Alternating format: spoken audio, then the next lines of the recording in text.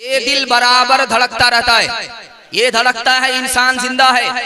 और लेकिन आपको सुनकर के हैरत होगी, 1 मिनट के लिए ये दिल बंद हो जाता है, 1 सेकेंड के लिए ये दिल रुक जाता है। कब रुकता है ये हम आपको बताने के लिए जा रहा हूं। अल्लाह आपके इल्म में इजाफा फरमाए, मेरे मुताला को ताजा फरमाए। 1 मिनट के लिए ये जो बाईं तरफ हमारा दिल है, ये 1 सेकेंड के लिए रुक जाता है, फिर चलता है।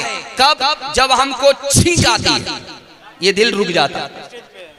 उसके बाद फिर ये चलना शुरू करता है, उसके बाद ये फिर चलना शुरू करता है।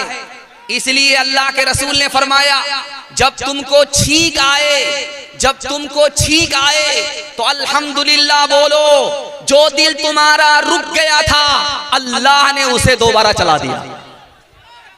आपको सुनकर के हैरत होगी, सबसे अव्वल नेमत, सबसे आखिरी नेमत इंसान के पास क्या है? ये सांस है। सांस आती है, इंसान जिंदा हो जाता है, सांस निकल जाती है, आदमी मर जाता है। अरे भाई, आप क्यों किसी को बैठा रहे?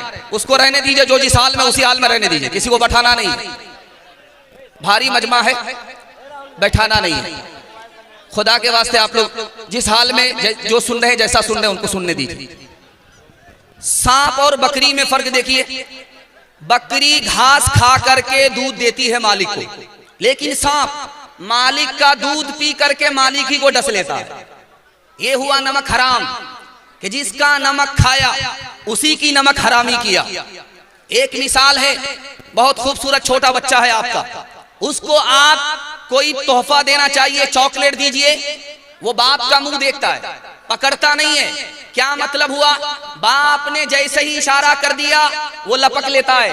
बाप का इशारा नहीं है, वो पकड़ता नहीं है। मतलब क्या है? बाप की इजाजत है तो पकड़ेंगे, बाप की इजाजत नहीं है तो नहीं पकड़ेंगे। हम खुदा के बंदे कदम उठाने से पहले नहीं सोचते हैं कि खुदा की मर्जी है या नहीं है। उस नादान बच्चे से भी हम बदतर।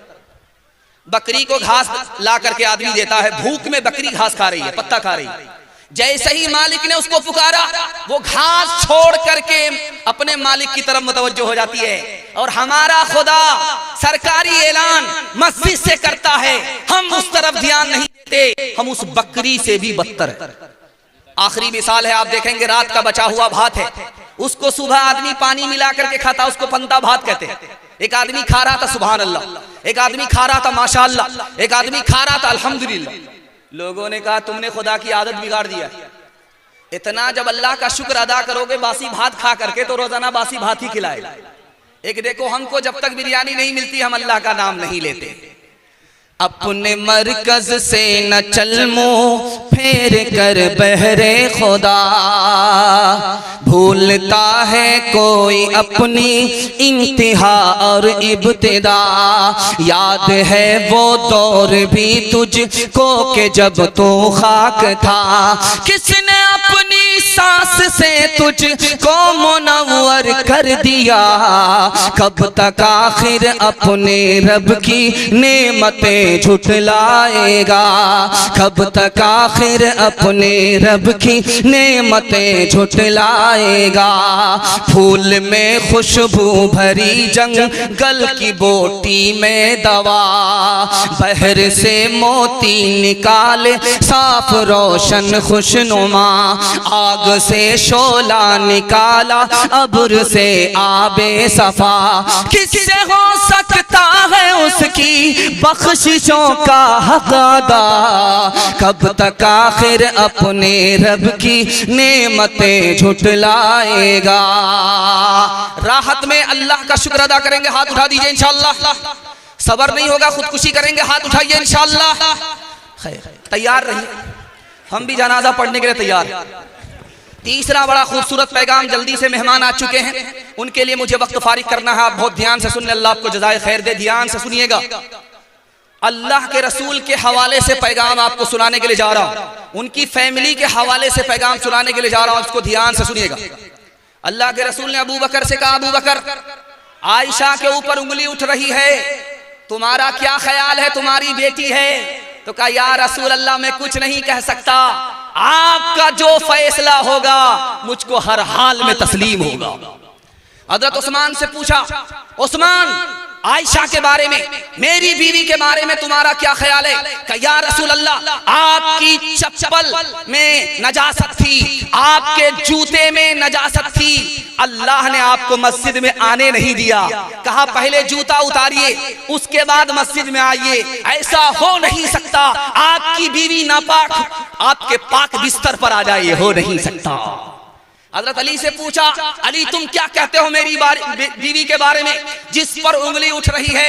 कि आपके जिस्म पर कभी मक्खी नहीं बैठी, आपके पाक बिस्तर पर कोई नापाक औरत बैठ नहीं सकती। हजरत उमर से पूछा, उमर तुम क्या कहते हो आयशा के बारे में? कि या रसूल अल्लाह, आयशा का निकाह खुदा की मर्जी से हुआ था, आयशा का निकाह आपने अपनी मर्जी से नहीं किया था। अगर आयशा गलत औरत होती तो खुदा खुद आयशा को आपके घर से निकाल देता। अल्लाह के रसूल ने फरमाया कि उमर के जुमले से मुझे इत्मीनान हो गया। माँ की उम्र बेटी की उम्र बराबर है। आप कहेंगे कि माँ की उम्र बेटी की उम्र दोनों बराबर कैसे हो सकती है? माँ सौतेली है, बेटी सौतेली है। बेटी का नाम फातिमा, माँ का नाम आयशा, दोनों की उम्र बराबर, लेकिन सौतेला सुलूक नहीं है, सहेली जैसा सुलूक है। माँ दिल की बात जवान बेटी से कह देती है, जवान बेटी दिल की बात माँ से कह देती है। माँ की मजलिस में फातिमा मुस्कुराती है तो आयशा ने कहा, बेटी बेमौका क्यों मुस्कुरा रही हो, क्यों हंस रही हो? हंसने की कोई वजह नहीं तो क्यों हंस रही हो? का ख्याल आया। का क्या ख्याल आया? कि मैं तो रसूलुल्लाह की बेटी हूं, आप तो अबू बकर की बेटी हो। समझ में आ गया कि बेटी को फख्र हो रहा है, अदब भी देना है, हौसला भी देना है। तो आयशा ने कहा कि बेटी तुमने सच कहा, उसी नबी के सदक़े में हमें ईमान मिला, उसी नबी के सदक़े में हमें कुरान मिला, उसी नबी के सदक़े में इस्लाम मिला। लेकिन बेटी मुझे भी हंसी आ रही। अब बेटी के कान खड़े हुए कि माँ को किस बात पर हंसी आ रही? तो कहा कि बेटी एक वक्त आएगा तू मर जाएगी, कब्र में पहुंचेगी, एक वक्त आएगा मैं भी इंतकाल कर जाऊंगी, कब्र में पहुंचूंगी। जब तेरे हक में फैसला होगा कब्र से निकल करके तू जन्नत में जाएगी, जब मेरे हक में फैसला होगा कब्र से निकल करके मैं जन्नत में जाऊंगी। लेकिन बेटी मुझे हंसी इस बात पर आ रही है कि जब तू जन्नत में जाएगी तेरे हाथ में अली का हाथ होगा, बेटी जब मैं जन्नत में जाऊंगी मेरे हाथ में रसूलुल्लाह का हाथ होगा। अल्लाह अल्लाह कितना ऊंचा आयशा का है मकाम, अल्लाह अल्लाह कितना ऊंचा आयशा का है मकाम, अल्लाह अल्लाह कितना ऊंचा आयशा का है मकाम, अल्लाह अल्लाह कितना ऊंचा आयशा का है मकाम। हश्र तक उन्हीं के घर पे है मोहम्मद का क़याम, हश्र तक उन्हीं के घर पे है मोहम्मद का क़याम। कुरान के हवाले से 3 मिनट का पैगाम सुनने के लिए तैयार है? जोश के साथ हाथ उठा दीजिए इंशाअल्लाह। अखबार रोज पढ़ेंगे, कुरान कभी कभी, हाथ उठा दीजिए इंशाअल्लाह। खैर, बीच बीच में आपका इम्तिहान हो रहा है, ध्यान से सुनिएगा, जल्दी से निकल जाएगा। आप देखेंगे मदरसे में लाइट चल रही है, बच्चा पढ़ रहा है, झूम झूम करके बच्चे पढ़ रहे हैं, कुरान पढ़ रहे हैं, उस्ताद देख रहे हैं, निगरानी कर रहे हैं। लेकिन अचानक लाइट चली गई। अब होता क्या है, उस्ताद हाथ का पंखा, तार का पंखा लेकर के बच्चे को झेलता रहता है और बच्चे झूम झूम करके पढ़ते रहते हैं। उनको झूम झूम करके कुरान पढ़ने में मजा आ रहा है, उस्ताद को पंखा झेलने में मजा आ रहा है। एक नवाब साहब आ गए, देखा, बड़ी हैरत हुई, 10,000 सोने के सिक्के दे दिया उस्ताद को इनाम में। वाह साहब, क्या कुरान पढ़ रहे हो, क्या बच्चे तुम्हारे कुरान पढ़ रहे हैं, ये 10,000 रुपए ले लो।